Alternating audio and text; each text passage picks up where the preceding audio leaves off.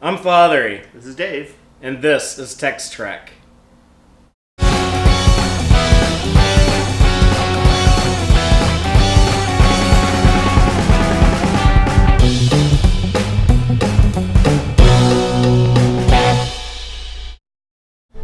So welcome to the 28th installment of the Tex-Trek podcast, where we will be talking about Star Trek Discovery Episode 8, Vis Pacem Bellum, I think, which is the Latin for, Who's going to correct you? Some Roman emperor? Well, maybe. Some Latin teacher? That's all they got. It's not a quite dead link. Actually, if you go to Starfleet Academy, you learn Latin, because when Wesley came back to the Enterprise, him and Picard were talking Latin to each other. Were they?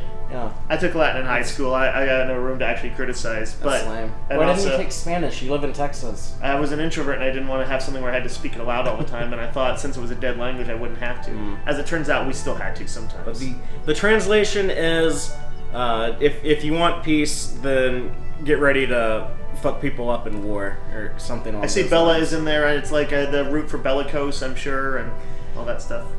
But it's an unusual title, because as I'm sure we'll delve into, it doesn't really seem to match the story we were told tonight.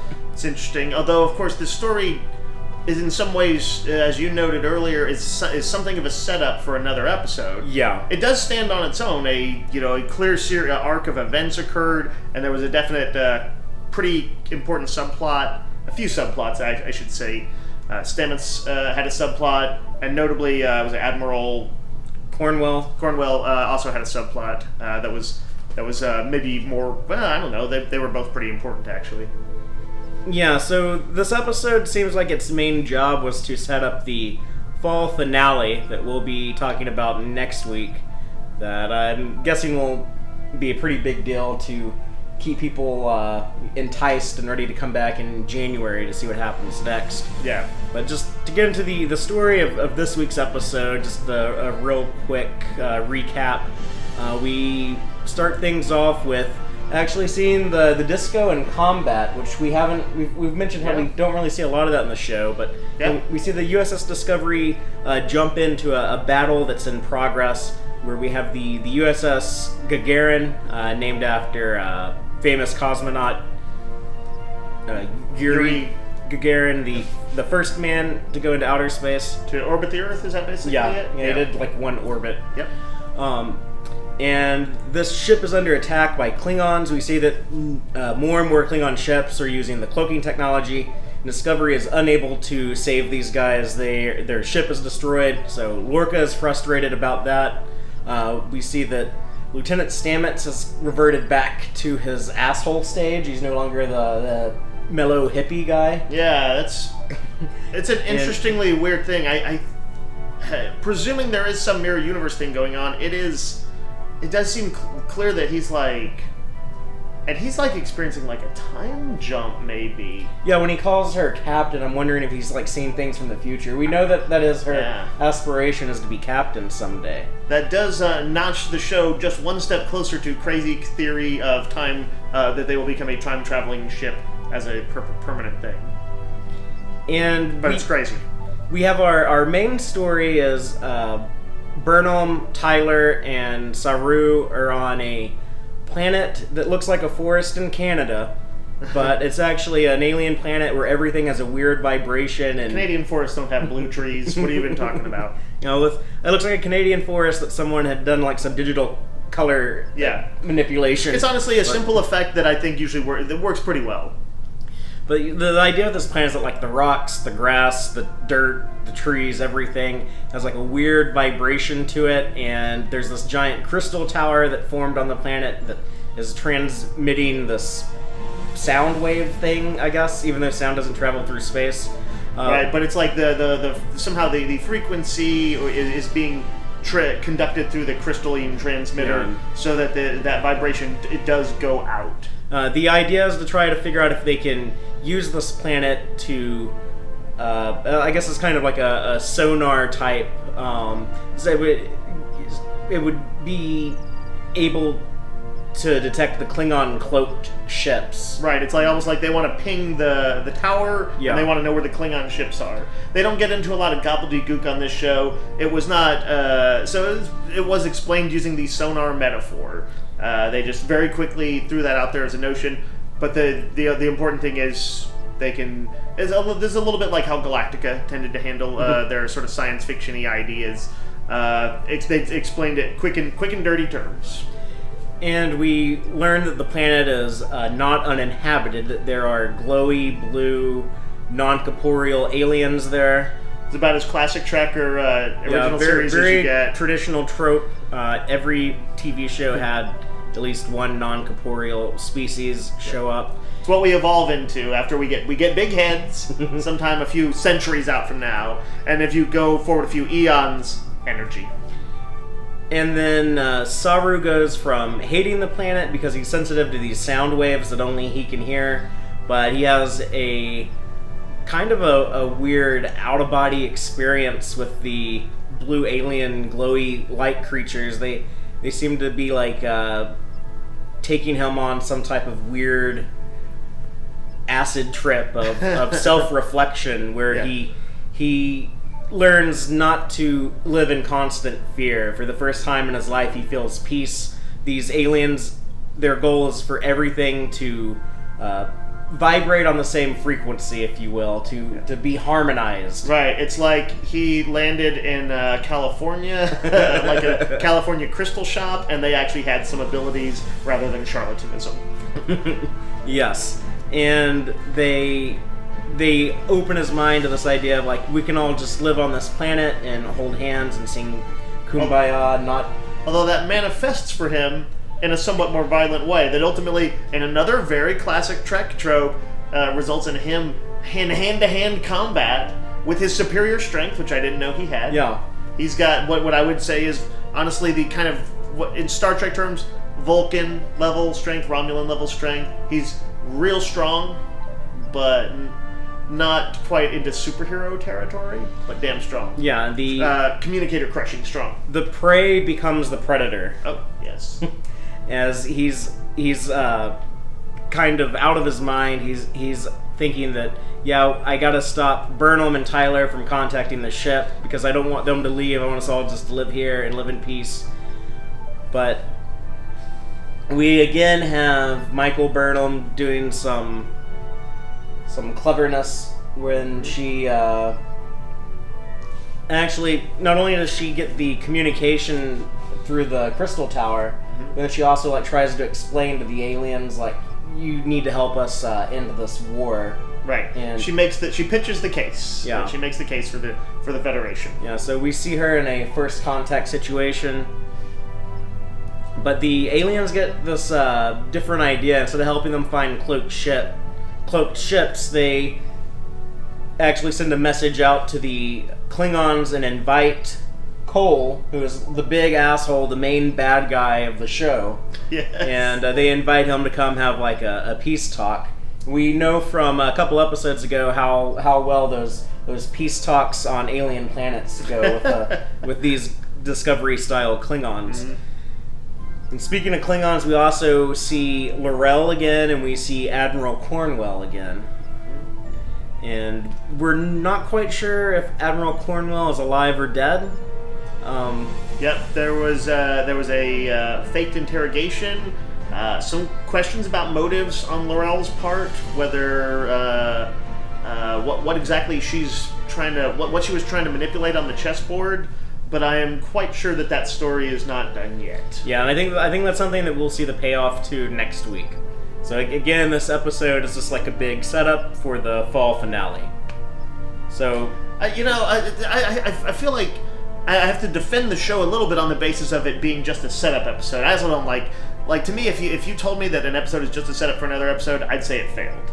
I'd be annoyed at it. Now, yes, it does progress it to there, but it did have a functioning story within it and subplots and things that were achieved. You know, it had big reveals about Saru.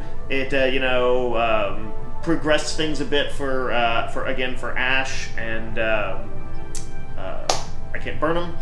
And it did show them sort of navigating a sort of awkward first contact.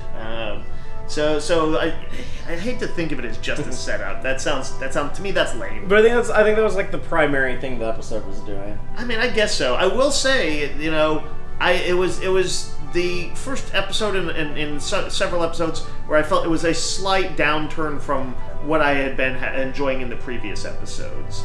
The last 3 or so, I felt like I've been really strong episodes, and this one dipped a little bit. Yeah, every week I've always said, well, this week's episode is my favorite one so far. Mm-hmm. Going into the night, my rankings of the Discovery episodes would be episode 7 first, then 6, 5, 4, 3, 2, 1, all the way down. Right. But with this episode, I don't like it as much as the last two, probably. I would put Lethe and Magic to make the sanest man go mad above this one.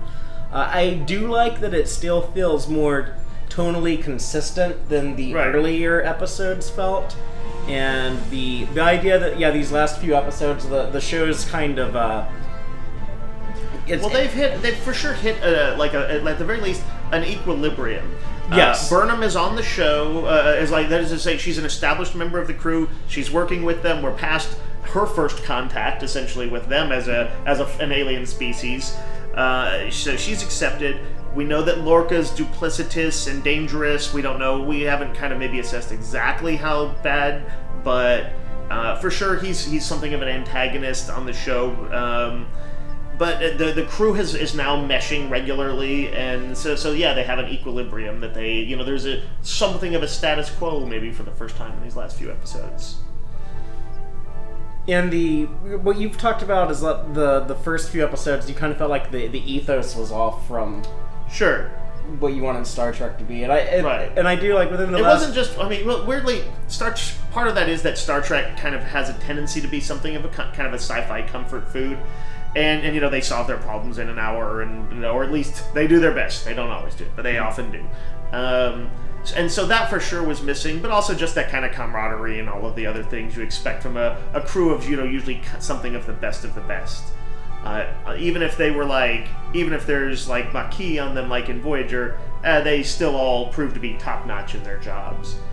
So yeah, I felt like at the very least it's gelling. It's fulfilling several of Star Trek's previous things, even though it's for sure subverting them in ways as well, and has their long arc story and stuff going on.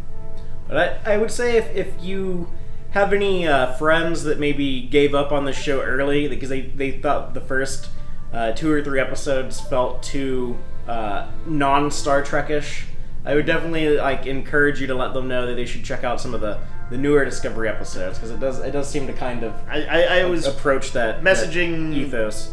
Something exactly to that effect with a friend the other day when I was talking about this, and he was like, I actually don't know how much he had watched, but he said, watched a few or something like that. He's like, it didn't impress me enough to get CBS All Access.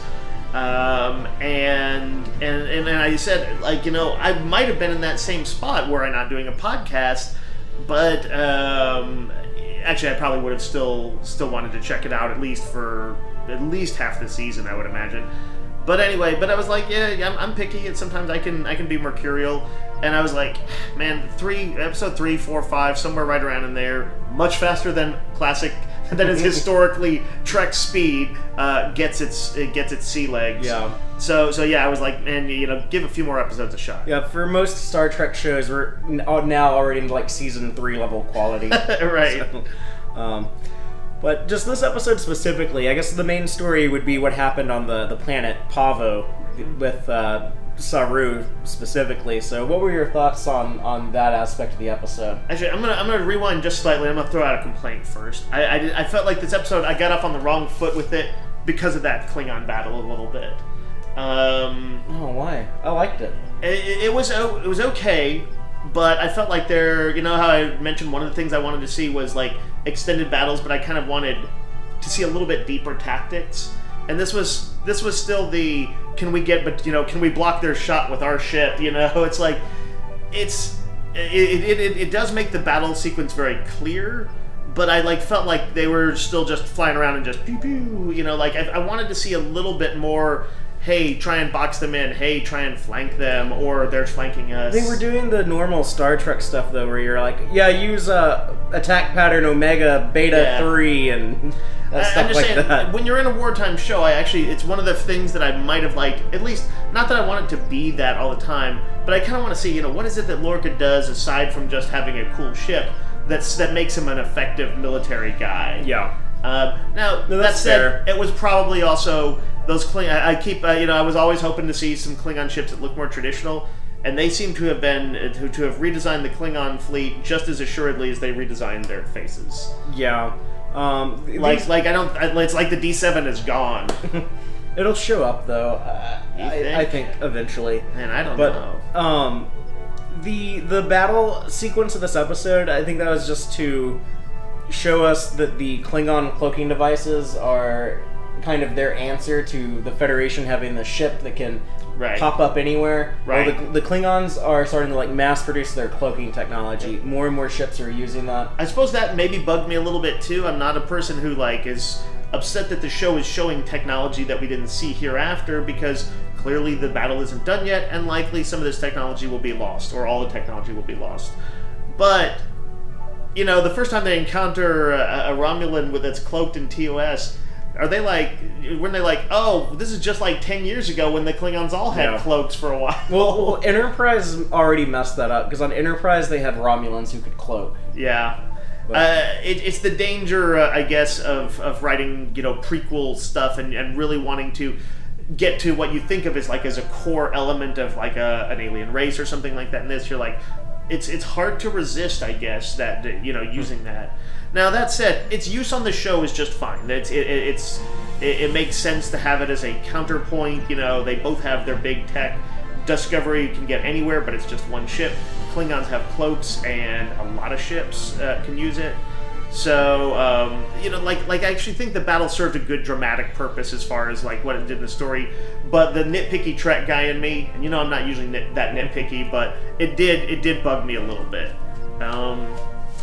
That said, it did look cool as shit. Their special effects are always good. I wish their Klingon ships weren't so bulky and kind of not organic looking, but whatever it is. They have so many different Klingon designs, because they want that idea of every house has its own looking ship. Right. Yeah, well, that's why I think eventually when we have a unified empire, we'll have start putting out some D7s. Yeah, we'll have the normal the Klingon Imperial Defense Force Navy that has the normal Matt Jeffries design. Do you think? Here's the scene I want to see. I want to see Cole. Is that? Yeah. I want to see him saying looking at the design for the D7. He's like, this looks good, but could you add about 1,000 coffins on the outside? They're gonna be like, it's not cost effective. Could we just leave that part off? And he'll reluctantly give in. Now, the episode got off on a slightly bad foot with me for that. I'm always seeing them get out a little bit outside of their zone and do planetary stuff. Yeah. I remember reading or I've heard actors I think usually tend to like that because it gets them off of the sets and into kind of more interesting environments. They just get some fresh air. I was watching After Trek and they were really complaining about shooting this. Really? Because they said it was really hot and there were so many mosquitoes that the producer. Where do they film it? I'm sure somewhere in Canada, because they shoot the show in Toronto. Right. So I'm sure it was somewhere around that area, on the other side of one of our Great Lakes. Yep. But they said that there were so many mosquitoes that you would breathe them in. Yeah. I wonder how they managed to avoid that in their photography. I didn't notice it at all. Maybe they have some digital mosquito removal. Yeah, somebody's cleaning that up. I especially feel for is it Doug Jones? Yeah, as Saru, because man, under all that makeup and stuff like that, you can't, I'm sure, easily do the get off my face mosquito. And they said that when he took his alien hand gloves off, well, just gallons of sweat poured out. I believe it. It. So when we did finally get to the away from the battle that you didn't like, right, which was only there just to remind us of the cloaking devices and why they need a way to detect cloaking devices, right. And when we get on the planet with... It also showed, we had heard earlier that they were almost like, they were kind of taking the lead in the war, and this made clear that the balance of power is maybe shifting back a little bit, because Lorca was not able to save a guy, which mentally, that's a pretty big thing for him to see another ship get blasted, taken out from under him. So, but continue. No, so what did you think about the story on the planet Pavo? A little bit dry. There's something about those glowy aliens that I've seen them used effectively at times, but usually they kind of appear. Usually when they appear to say, Charlie X, stop making your trouble, or when you've got a childlike alien that they're yelling at, or I suppose when they're Q or something like that that's got some deep character. This was just a kind of a weird light. I was interested by the kind of moral conundrum that they had, where they had something that they needed to do that could have like really turned the tide of the war, and then they had a first contact scenario, which I guess like is according to Starfleet or rules, that always takes precedence, right? First contact, and so that they had to choose between those two things. That was an interesting dilemma to me, but they kind of get. Once the first contact thing is going, they're kind of running with it. And what was the deal? Why was Discovery not in like constant communication with them? Oh, it was because of the actual signals themselves were too disruptive or something. I think it was that. That's why they had to park a ways off from it and hike. Yeah, they couldn't beam down exactly to that crystal tower. Right. I thought it was interesting enough, though. It's they it is a little. Hippy dippy kind of the harmonic crystal guys, but what they did was interesting, which is to essentially possess Saru, or mess with his head, remove some blocks that he had, so that the point later in the episode where he says that he was able to experience a moment without fear for the first time is pretty dramatic, and some I think Doug Jones did some excellent acting there. I did kind of enjoy seeing an old school Trek fight between them, but I was not painful. super. It looks painful to get kicked in the chest by that Saru hoof. I felt like ribs might have gotten bruised or broken in that, because I was like, she had that cool black vest on that they wear. They beam over. Their away somewhere, team vest, it looked. I actually kind of liked that. Unlike the usual, just kind of get a little bit dirtied up in a fist fight. On like TOS or even TNG, this one I almost got the impression that he might have broken a rib or two with that kick. He's super fast apparently. Dude can like book it. Yeah, that was kind of cool to see him running like that. Mm-hmm. So I wonder, with him being the prey species, are they like? What are the predators like? Is he like supposed to be in like a herd of buffalo that are like running from? It's weird. Or something. Yeah, if they have technology, as they presumably do to have gained admittance to the Federation, we don't know if his planet is a Federation member world. I guess so. Like, you think he might have just been like, but they generally shouldn't. They don't reveal themselves to people who don't have at least warp technology. So unless there was kind of an odd, it could have been an odd series of circumstances got him in there, but one would presume that they have. Yeah, my thing with this episode and with the story on the planet specifically is that I was kind of disappointed, and a big part of that is just because the writers had kind of hyped up this episode. Before the show even premiered, I remember Kristen Beyer, who wrote this episode, she said something about like, episode 8 is going to be like this really cool Saru episode. Oh. Where you'll really get to... this was before the show had aired, so it was like, if you're wondering about this alien character that Doug Jones is playing, just wait for episode 8. And so this whole time, like, that's been in the back of my head, and I was kind of expecting... I remember you mentioning that, but I'd forgotten it while I was watching it. And I thought we would get, like, a look at his planet, or, like, some, explanations about his backstory and why he chose to join Starfleet, because they said that he's the only Kelpian in Starfleet. Mm-hmm. Which kind of makes me think they might not be a member world. It might be a situation like Worf, or even Nog on Deep Space Nine, right? Where their planet is not part of the Federation, but they still want to join Starfleet. Right. But yeah, it's that may, and that may have just been a case of overhype. I don't think I felt that particular weight, or like I wasn't disappointed that there wasn't more with him, because I had forgotten that expectation. Mm-hmm. I knew that there was like supposed to be a Saru-centric episode, and this did zero in on him a bit, but there was things like we learned more about his physical capabilities. Let's just quick go through. We learned more about his physical capabilities because we never knew he was strong before, like right, crushing communicators. Yeah, like again, that must mean the Predators are pretty bad. Like when Khan crushed the phaser pistol in front of Kirk in the Space Seed. Yep, that is the default level of if you're super strong in Star Trek. You are exactly like phaser crushing, Spock view screen crushing. Yeah. And I Mud, one of the androids, crushed communicator. Yep. I want to be that strong one day. I don't need to be Superman level strength. I just need to be communicator. Maybe Spider-Man level? Yeah. Maybe kind of lift a car with some work. Who would win in a fight between Spider-Man and Khan? Spider-Man. Khan's not that strong. Khan's like way weaker. Oh, the Benedict Cumberbatch Khan could jump really high. That's true. That's true. Like how Spider-Man Khan is jumping over you. That took a weird turn. Yeah. But let's see. So we learned more about his physical capabilities. We learned that he lives in some version of omnipresent fear, which sounds terrible. And he makes it sound terrible. Did we learn much beyond that?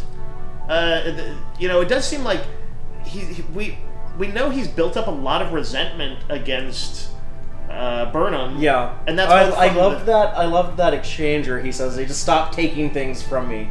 Yeah. I love their chemistry and their backstory. It's such an unusual relationship. If that initial thing about them being brother and sister does that assessment, or that I think the actress, maybe both of them, why can't I say her name? Green. Sonequa Martin Green.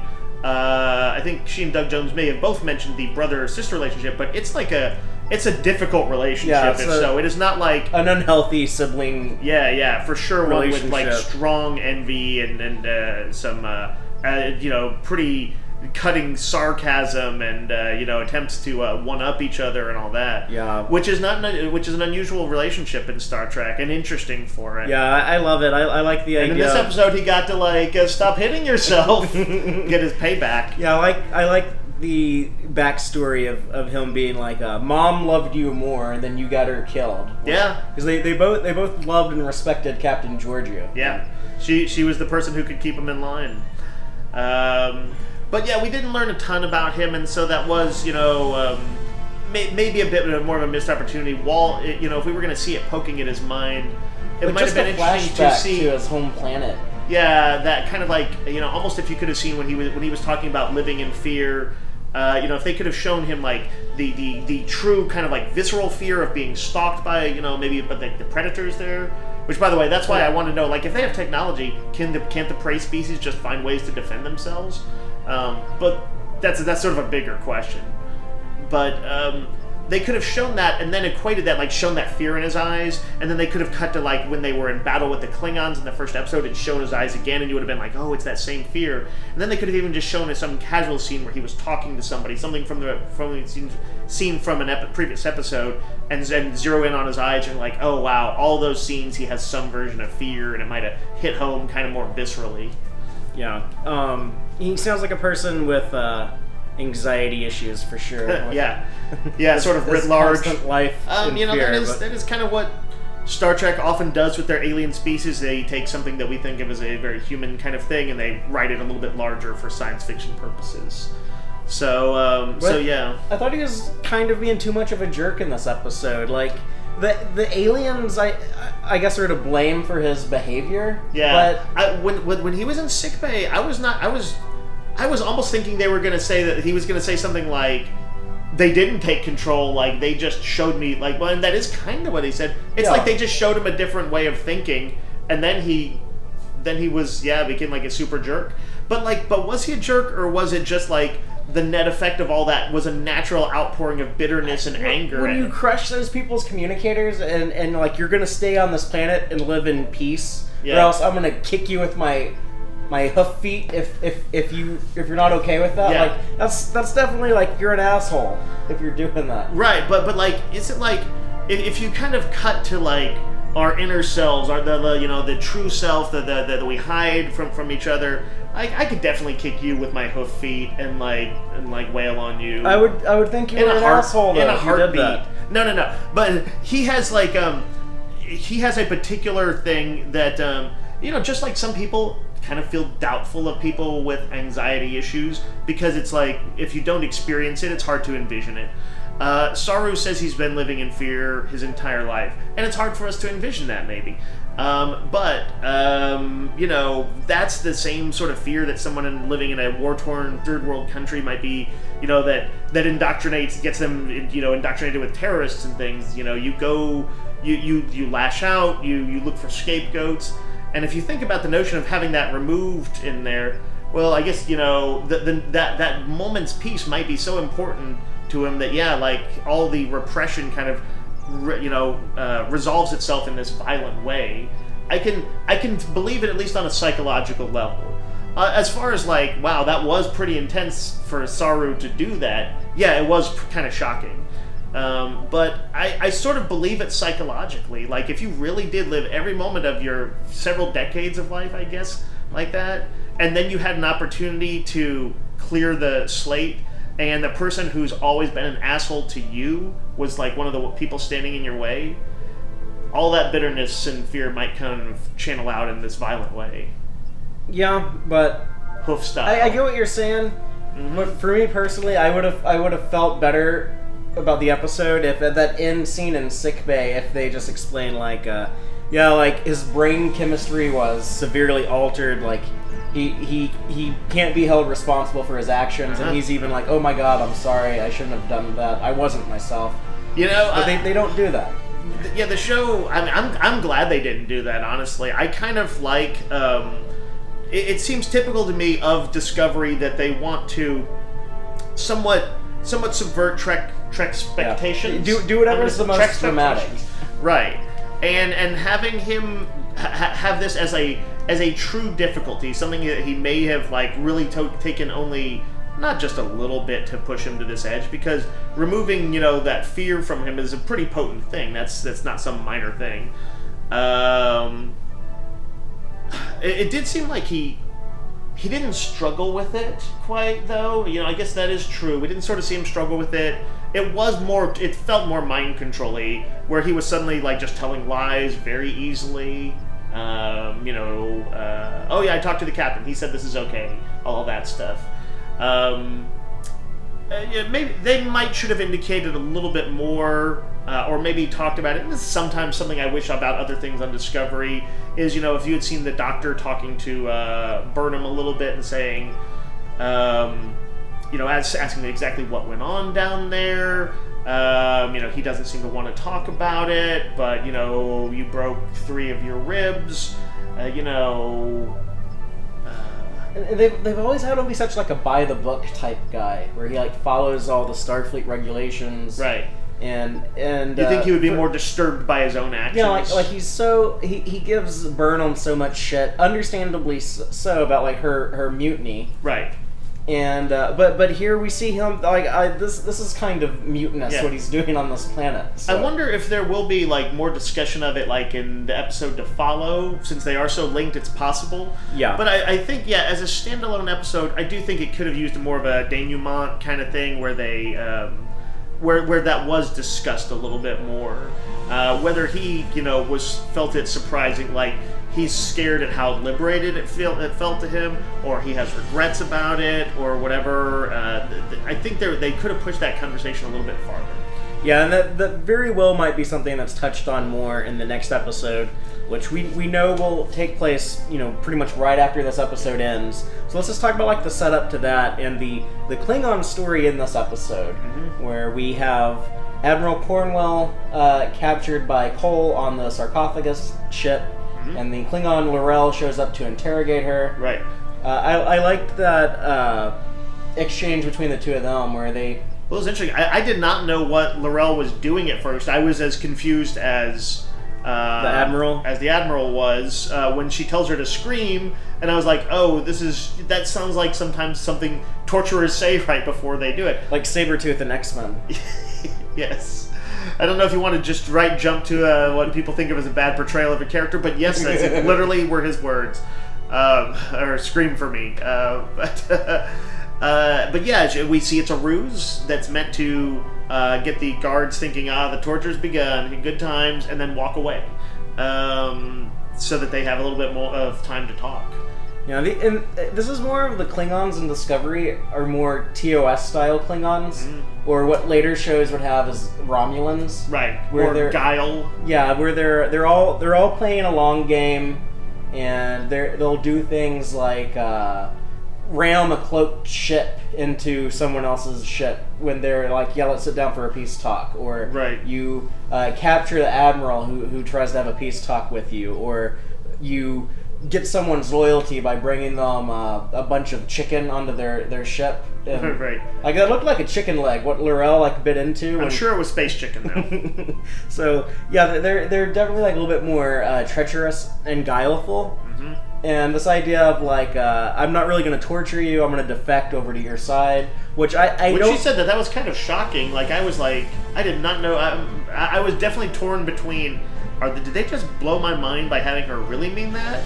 Or is this... She said that, she could get answers from an interrogation that other people couldn't. Yeah. And I was like, oh, well, this is maybe just her smart-ass plan. No, I think that she has a plan to not really defect, but that's going to be part of whatever her and Vok are doing. Right.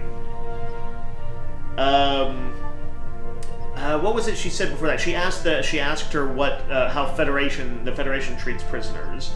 I did think it was interesting. She said there's no death penalty. Yeah. But of course, we know that Burnham's. They made the point in the very episode has a life sentence. Yes. So it's still they haven't civilized themselves completely. Another interesting thing about that is we know that this episode takes place in the timeline after the Talos 4 incident from the original series failed pilot, The Cage. Right. This is after that, and we know that the Starfleet Regulation Order 7, I think, was like, yeah, the only death penalty still on the books is if you go to Talos 4. Oh, right. So, but maybe they hadn't... That feels a little ridiculous to me, by the way. It's is. Dramatic, but I don't necessarily take it as, like, as deepest of Trek canon, just because, even though it was spoken in the episode, it seems a little silly. But that actually wasn't introduced until the later episode, The Menagerie Part 1, which would have been after Discovery. So even though the Talos 4 became a deal before then, they probably just didn't have that law. If you're gonna freak out about the continuity. The Admiral, she didn't want to throw in an asterisk in her dramatic statement, her defense of humanity. Her point was, of course, to say, hey, we're more civilized, we're gonna interrogate you in a humane way and then release you. And it was at that point that L'Rell said, then I want to defect, right? Yeah. Which instantly, traditionally Klingon style, that almost feels cowardly from the Klingon perspective. To find out you're not going to get tortured and then be like, oh, thank you, now I want to defect. That's what makes me think it's a ruse. Yeah. But I like the idea, though, of a secret Klingon defector. That's a cool notion as well. You got to be pretty removed from the Klingon ethos to want to do that. And I love that in L'Rell's hatred of Cole, she calls him a patak, which is a Klingon curse word that is apparently a really nasty word that whenever they say it, people are like, oh my god, such language. But we hear that a lot in the Next Generation and Deep Space Nine. Mm-hmm. But their plan doesn't go. The things don't go according to plan. It goes awry in a slightly confusing way, actually. Yeah. Like something that I had to ask Fatheree about after we had seen it, just because I was like, they were literally gonna just walk to a shuttle or something like that. Well, they were gonna set the warp core to explode. Oh yeah. She was like, yeah, I hate Cole having this sacred ship.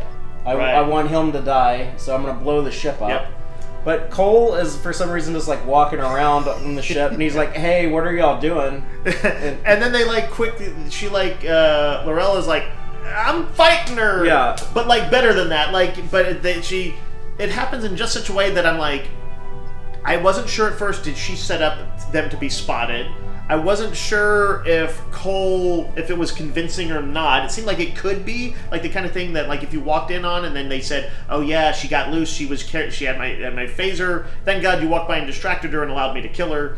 There was a lot of that sort of ambiguity in there that I think was intentional. I think we're not supposed to quite know every bit of motivation and how it's all going to play out. Yeah, including we don't know for sure if the Admiral died. Yeah, I mean, it kind of seems like she died because she's laying unconscious in the room of dead bodies. She got thrown into like some like zappy electrical generator, like little. She got like slammed into a light in the wall. Yeah, but it was a futuristic light that had Ghostbusters electricity. But you know, in comic book terms, or in like a this is something, or in genre terms, that was not a very definitive death. You didn't see a neck break. You didn't see a blade go through a chest or anything like that.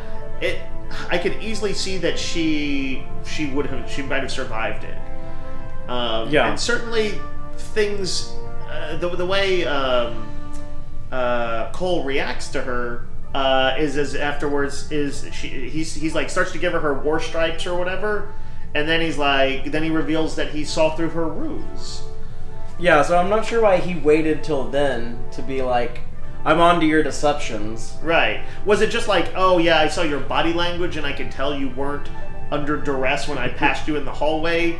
But like, the Admiral's body got dropped off, her body I don't know if it was just like the Klingon corpse room, or... That's what I got. Or what, because there was like a bunch of dead bodies in there, and...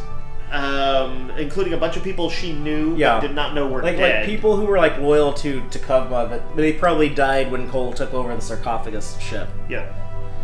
And that's definitely seemed to trigger something in her. But I think they cut away before we saw whether she just left the Admiral's body there or did something else. For all we know, she might have been like, "Hey, wake up, go do this." Yeah, and this is why I say this episode had a lot of setup for the next week's episode, because all this stuff, like, it feels like it wasn't that thought out. Maybe that was one of the reasons why the episode didn't connect that well for me, was because it was sort of a setup episode. Yeah, they're like, okay, here's the things that we know we're going to do. We have a very clear vision of episode 9, the fall finale. Here are some things we need to put into episode 8 to set all that stuff up. I mean, we need Admiral Cornwell to do this. We need L'Rell to do this. Right. And I feel like the next episode is basically going to be a version of Heat, the scene from Heat where Robert De Niro and Al Pacino sit down and talk in a coffee shop, and weigh, sort of have their war of words and see if they can find any common ground over the course of like a 10-minute intense conversation. I only glimpsed the trailer because I didn't want to know too much, but at the very least, it does seem like the alien crystal Gaia type aliens. What are they called? The Pavoans? Pavoans. At the very least, it does seem like, well, we know from just the end of the episode that Cole's ship, or sarcophagus ship, is coming. So at the very least, we know they're going to get some version of their sit down or confrontation. Or the Klingon ship of the dead is what that Admiral Vulcan called it. Yeah. I was like, yeah, I like that description, the Klingon ship of the dead. It's a cool name. That Admiral Vulcan sounded like he took no shit either. I really don't like a bald Vulcan. Just something about that seems weird to me. You think? Well, I mean, they usually have the kind of close crop haircut, usually that sort of their page boy haircut. Yeah. That's the traditional one. Well, that would look weird on a black actor. Yeah, but I guess usually they just do short hair. Yeah, like Tuvok on Voyager. He looked fine with his short hair, so... it's... Bald Vulcans are a little weird. I guess the Vulcans are not completely above ornamentation and style. They do have their leisure clothes and stuff like that, and so... Or this guy could be like 140 and he just went bald naturally. Yeah, I was going to say, the male pattern baldness might be a thing on Vulcan, and they're secretly, they're like, well, it would be illogical to interfere with a natural process of the body, but secretly inside they're seething over their baldness, and that's what leads to they're just repressing that. That's what really is the hardest thing they have to deal with. But one thing I am looking forward to next week is if Burnham will come face to face with Cole, because we saw that in way back from the premiere night when they had the season long trailer, and it said later this season on Star Trek Discovery. We do see her confronting Cole. Oh, so, I did not remember that. Yeah, so I'm wondering if that's going to be in this episode, if they're going to be on the sarcophagus ship. Certainly seems possible. I'm terrible with the names. The Admiral's name? Cornwell.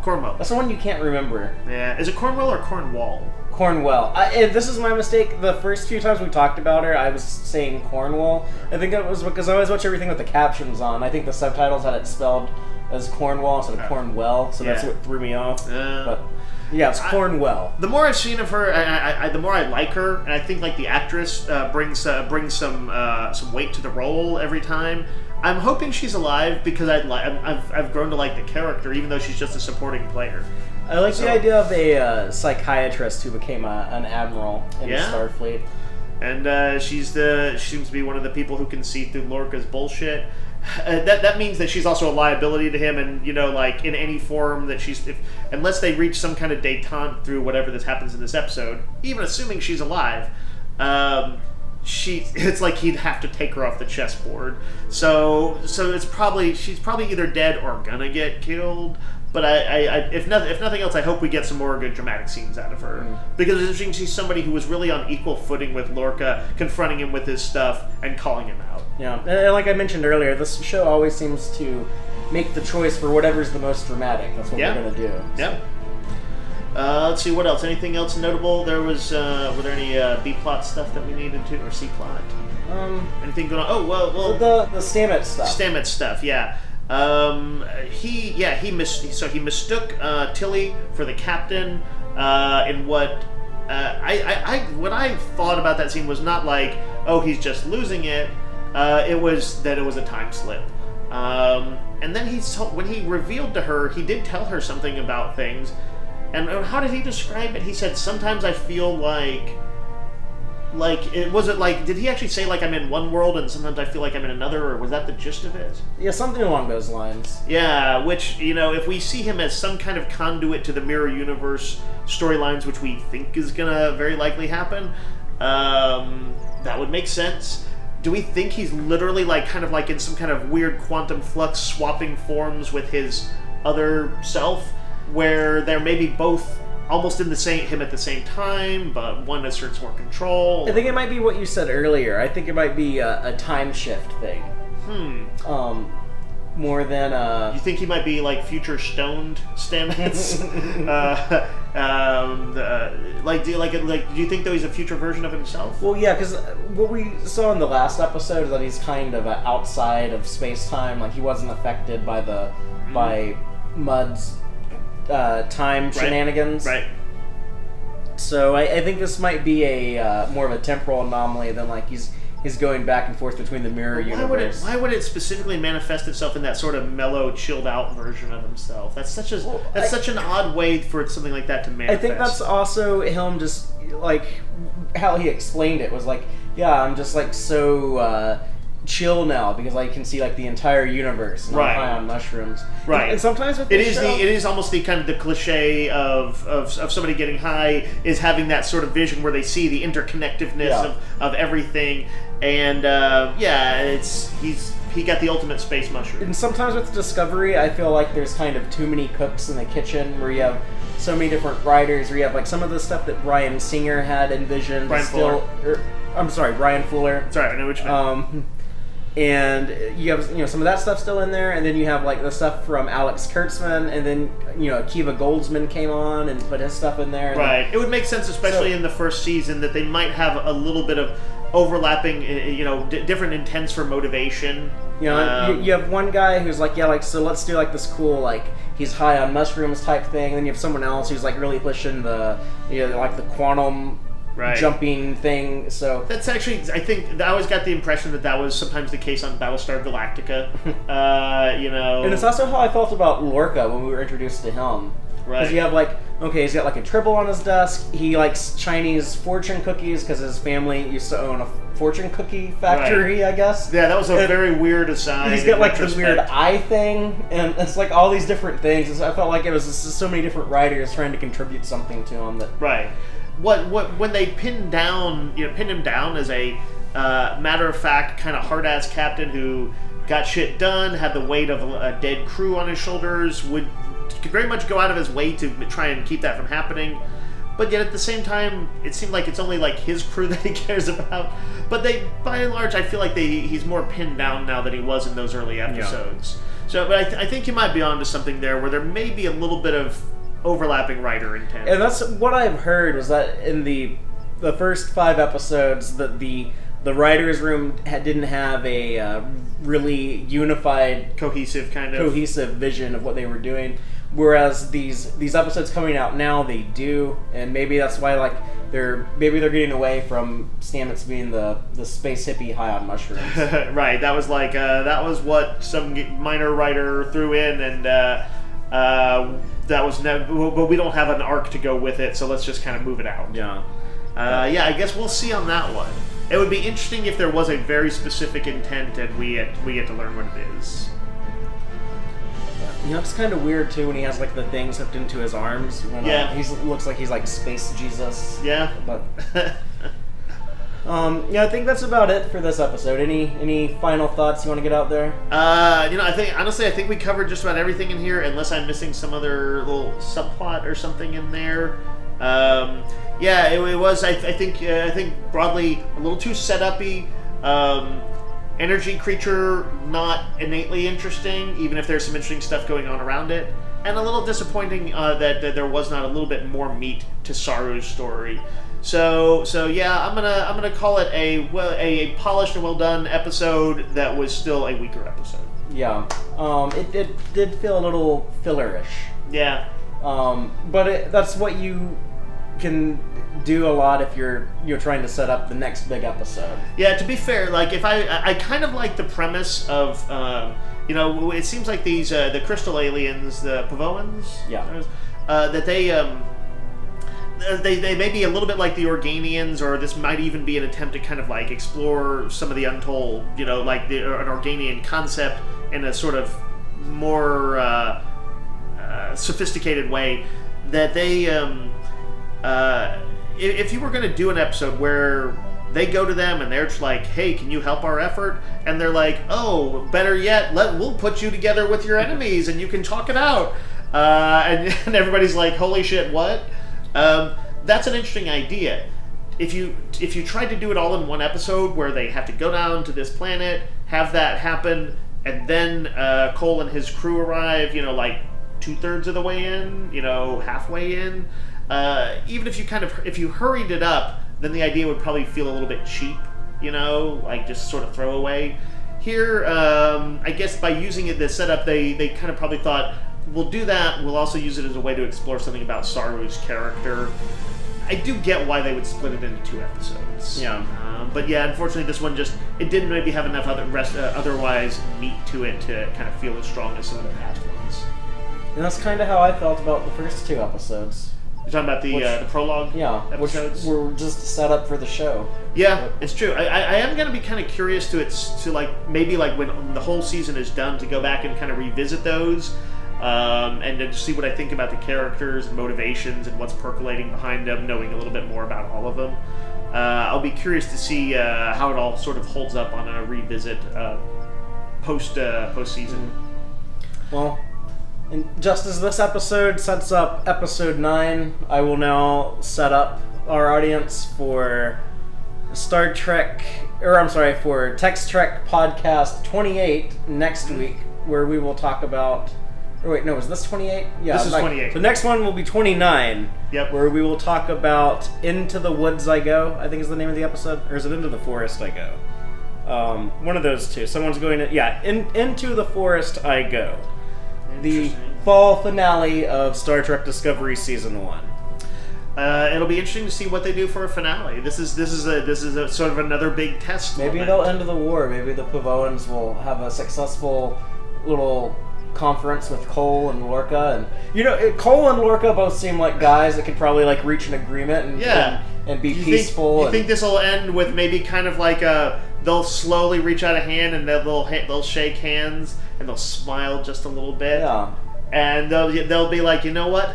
I think we could be friends. Yeah, then they'll go back into that room from last week's episode where they were having like the dance party, and like you have like Cole and Lorca, like one of them's got like their arm over the other one's shoulder, and they're just throwing back beers. That's probably what's going to happen. Yeah, probably. So the show normally goes with that little type of. Yep.